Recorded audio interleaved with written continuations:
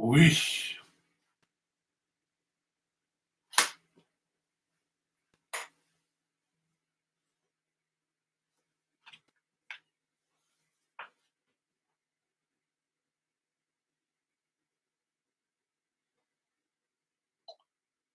salama tsara daholo a.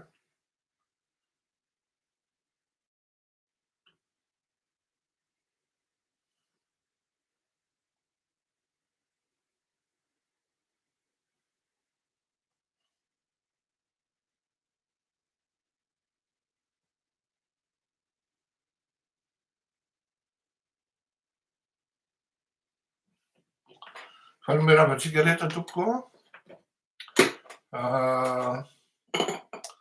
nanao direct teo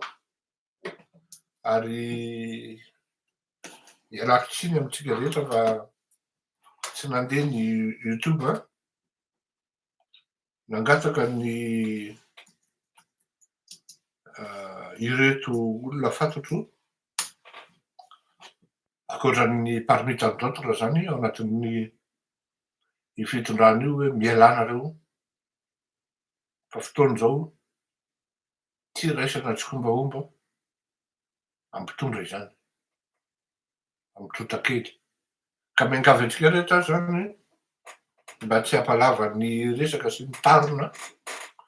anaraka ny Facebook fa ny zavatra tiako ampitaina de zao akoatran'ny fiangaviana hoe tsy fiangaviana fa filazana moa zany hoe mialanareo rehefa tsy alinareo de tompona andraikitra tanteraka nareo am'zay zava-mitranga fa ny afatra tiako ampitaina anisan'ny ampitaina de hoe ajanony ny fanombana fananan'olona ary ajao ihany koa ny vahiny zay tsy fantatrareo akory fa miaraka amitsika ary manampy antsika ary ao amin'ny FB fifavononao ny émission nataoko raha mijery nareo dia ty zany mba tsy hoe mba fa tena hoe nomena anahy manokana ary tena sur mesure izy ty survety ambony ambany tsara tokoa malagasy no manao azy ary malagasy de haut niveau koa ny sport nataony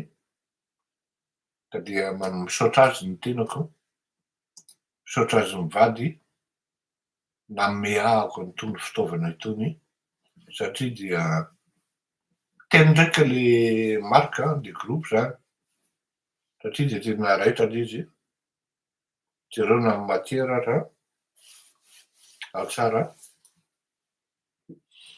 raha ny tena marina ny vidiny any amin'ny 60 € any fa nomena izy mivady maimaim-poana ary isaorako eto izany tenue zany survety ambony ambany mainty ny ambaniny bôkôsery ny avanareo ao anatiny